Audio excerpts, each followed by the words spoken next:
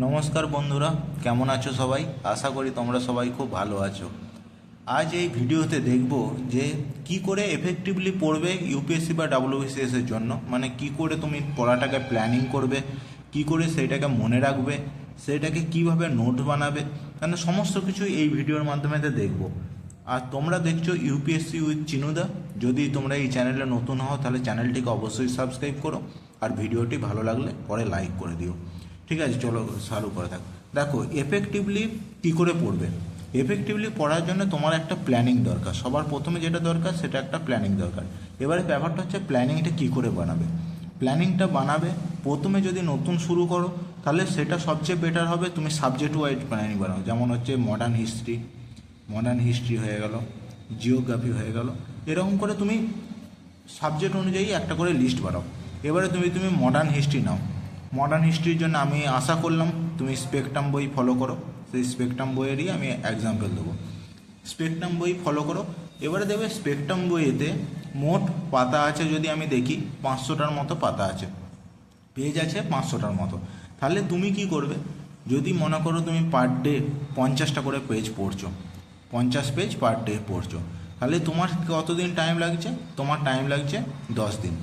আর তুমি যখন একটা ফুল টাইম যখন প্রিপারেশান নিচ্ছ, তাহলে তো তুমি তো নিশ্চয়ই 50 পেজের চেয়ে বেশিই পড়বে।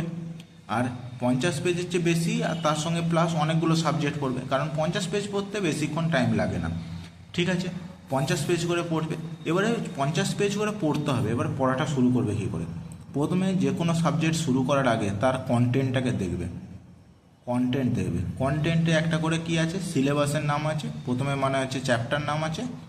চ্যাপ্টারের পরেতে হচ্ছে সেখান থেকে এবারে তার সাব চ্যাপ্টারগুলো বা তার যে হেডিংগুলো আছে সেগুলোতে আছে। তাহলে চ্যাপ্টার মনে করো আছে, যেমন যদি দেখি একটা চ্যাপ্টার আছে, যে কোনো একটা চ্যাপ্টার আছে, সেই চ্যাপ্টার থেকে কি করবে, একটা তো প্রথমে তো হচ্ছে প্রথমবার যদি পড়ো তাহলে সেটাকে রিডিং মারবে, পুরো রিভাইজ মানে একবার পুরো ফুল রিডিং করবে পেজ টু পেজ। আর যদি তুমি প্রথমবার পড়া হয়ে যায় তারপরে কি করবে, তুমি সেখান থেকে পিওয়াইকিউ দেখবে। পিওয়াইকিউ দেখে বুঝতে পারবে যে সেই চ্যাপ্টার থেকে আদৌ কি কোশ্চেন আসে। যদি আদৌ কোশ্চেন না আসে তাহলে সেই চ্যাপ্টারটা ইম্পর্ট্যান্ট না। ঠিক আছে, সেটাকে তোমাকে কম ওয়েটেজ দিতে হবে। কিন্তু যদি তোমার সেই চ্যাপ্টার থেকে কোশ্চেন আসে তাহলে তুমি চ্যাপ্টারকে কী করবে, সেই চ্যাপ্টার থেকে কোশ্চেন আসে তাহলে সেই চ্যাপ্টার দেখবে স্পেকট্রামের শেষের দিকে। স্পেকট্রামের একটা চ্যাপ্টার শেষ হলো, স্পেকট্রামের শেষেতে কী আছে, সেটাকে কী আছে, সামারি ফর্মে আছে, সামারি আছে। সেই সামারিটাকে পড়বে। সামারিটাকে পড়লে কি হবে, সামারিটা পড়লে তোমার চ্যাপ্টার সম্বন্ধে পুরো একটা ওভারভিউ চলে আসবে। সেটা কিন্তু খুবই ইম্পর্ট্যান্ট, আর তোমার পড়তেও ভালো লাগবে। প্লাস সামারি পড়ার পরের সঙ্গে সেখানে কী করবে, গুগলেতে তুমি সার্চ করে দেবে। গুগলেতে সার্চ করবে বা ইউটিউবে কোনো একটা ভিডিও দেখবে। এইগুলোতে করলে কি হবে, এইগুলো করলে কি হবে, তোমার ওই চ্যাপ্টারটার ওপর, পার্টিকুলার চ্যাপ্টারের ওপর ইন্টারেস্ট বাড়বে।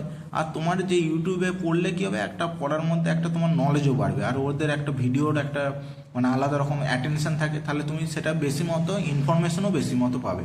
ঠিক আছে, কিন্তু এমন না যে তুমি যে ভিডিও দেখতে লাগছো মানে তুমি সেই সারাদিন ভিডিওই দেখে যাবে, এমনটা নয়।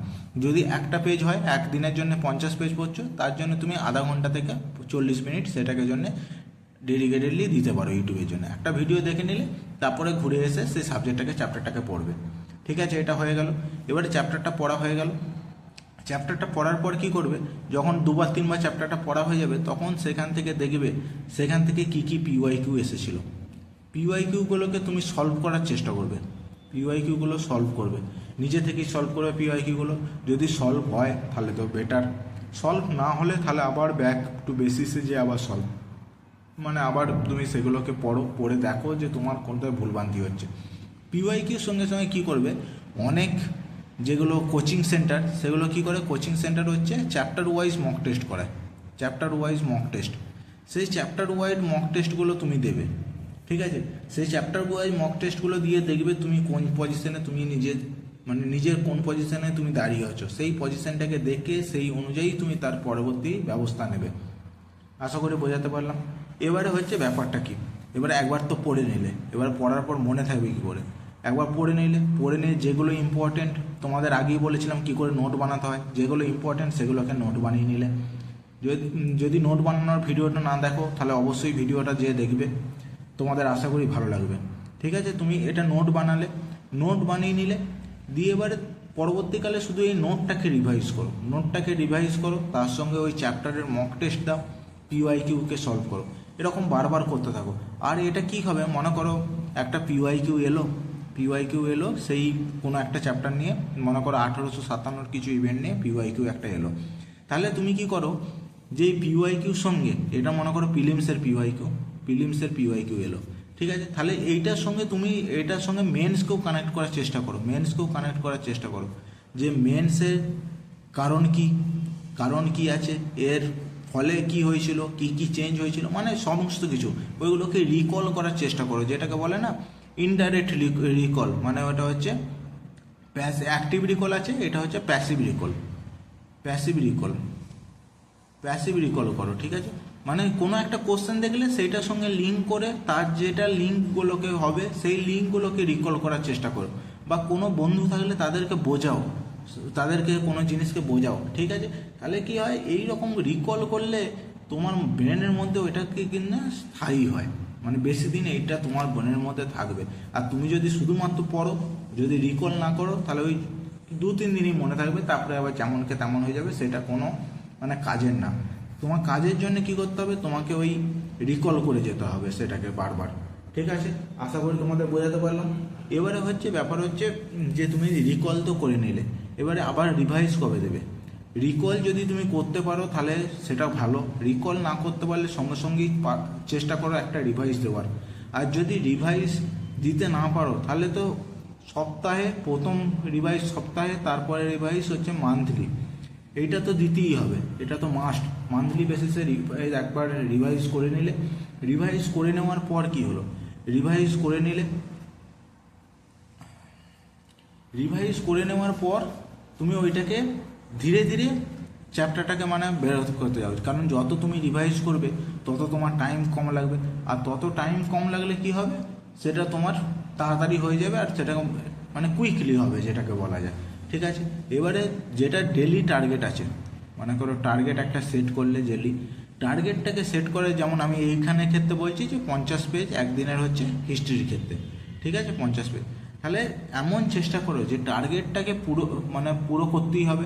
আর যদি টার্গেট মানে পূরণ হয়, তাহলে এমন করো যে মান্থলি তুমি নিজেকে একটা রিওয়ার্ড দাও, মানে যেটা তোমার ভালো লাগে, সেটা মেবি সিনেমা দেখা হতে পারে, মেবি কোনো খাবার হতে পারে, সেটা তুমি নিজেকে একটা রিওয়ার্ড দাও। তাহলে কি হবে, তোমার সঙ্গে তোমার মনের একটা সিম্বায়োটিক রিলেশন হবে, এটা করতে পারো। আর যদি টার্গেট পূরণ না হয়, যেমন আমি জবের সঙ্গে করি, তো আমার টার্গেট কখনোই মানে বেশিরভাগ টাইমেই পূরণ হয় না, সেই জন্য আমি চেষ্টা কি করি যে উইকেন্ডে যদি বলি, আমার শুধু সানডেই ছুটি থাকে, অন্য দিন কোনো ছুটি নাই। সানডেতে আমি চেষ্টা করি যতটা পারা যায় মানে ফুললি কমপ্লিট করে রাখা। সানডেতে আমি এমনি নিজের জন্য কিছু প্ল্যানিং করি না, সানডেতে আমি মক টেস্টের জন্য রাখি, আর যেইগুলো আমার পেন্ডিং আছে সেইগুলোকে ফুললি কমপ্লিট করা, এটা হচ্ছে আমার সানডের মেন উদ্দেশ্য থাকে, ঠিক আছে। আশা করি তোমরাও এরকম কিছু একটা প্ল্যানিং বানাবে নিজেদের জন্য প্ল্যানিং বানিয়ে সেটাকে একটা চেকশিট মতো করো। চেকশিট মানে কি, ধরলো এরকম একটা বানালে যে আজকে হিস্ট্রি হয়ে গেছে কি হয়নি, না হলে সেটা লেখো কেন হয়নি, তার কারণ কি আছে। তাহলে কি হবে, যত যেটাকে বলে না রুট কজ অ্যানালাইসিস, আমাদের এটা ইঞ্জিনিয়ারিং ফিল্ডে প্রচুর ইউজ হয়, রুট কজ অ্যানালাইসিস, সেটা তুমি তোমার পড়ার ক্ষেত্রেও ইউজ করতে পারো, রুট কজ অ্যানালাইসিস। তাহলে কি হবে, তোমার আসল প্রবলেমকে খুঁজে পাবে। আর প্রবলেমগুলো মানে জরুরি না, যেগুলো ফালতু প্রবলেম, অনেক সময় ফালতু প্রবলেমের জন্য পড়াশোনা হয় না, সেইগুলোকে তুমি মানে এলিমিনেট করতে পারবে, ঠিক আছে। মানে কজ খোঁজে সেটাকে সলিউশন দাও, আর সেই কারণের জন্য যেন আর পড়াশোনার ব্যাঘাত না ঘটে সেইগুলোকে চেষ্টা করো। কারণ আলটিমেটলি ডিসিপ্লিন খুবই ইম্পর্টেন্ট, ডিসিপ্লিন ছাড়া মানে এরকম একটা ভাস্ট সিলেবাসকে কখনোই কমপ্লিট করতে পারবে না। ডিসিপ্লিন খুবই দরকার, ডিসিপ্লিন হয়ে তোমরা পড়াশোনাটা করো, সেটা তোমাদের বেটার হবে। আশা করি তোমাদের বলতে পারলাম কি করে তোমরা এফেক্টিভলি পড়বে। মানে তোমাদের মাঝে একটা প্ল্যানিং হবে, প্ল্যানিংয়ের সঙ্গে একটা চেকলিস্ট হবে, চেকলিস্টটাকে তুমি রেগুলারলি ফলো করবে, আর নিজেকে রেগুলারলি করার পর নিজেকে একটা করে মানে রিওয়ার্ড দেবে। রিওয়ার্ডের সঙ্গে সঙ্গে তার সঙ্গে আরও কি করবে, পিওয়াইকিউ আর হচ্ছে সাবজেক্ট ওয়াইজ মক টেস্ট, এগুলোকে কন্টিনিউ চলতে থাকবে। আর মেন্সের জন্য যদি মেন্সের হয় তাহলে হচ্ছে মেন্সের জন্য অ্যান্সার রাইটিং, এগুলো কন্টিনিউয়াসলি প্যারালালি চলতে থাকবে। ঠিক আছে, আশা করি তোমাদের সব কিছু বোঝাতে পারলাম। আজকের ভিডিওটা এই পর্যন্তই শেষ করলাম। যদি কোনো কিছু বুঝতে অসুবিধা হয় বা কনফিউজ লাগে তাহলে তুমি আমার সঙ্গে যোগাযোগ করতে পারো, আমি যতটা পারবো তোমাদের হেল্প করার চেষ্টা করব।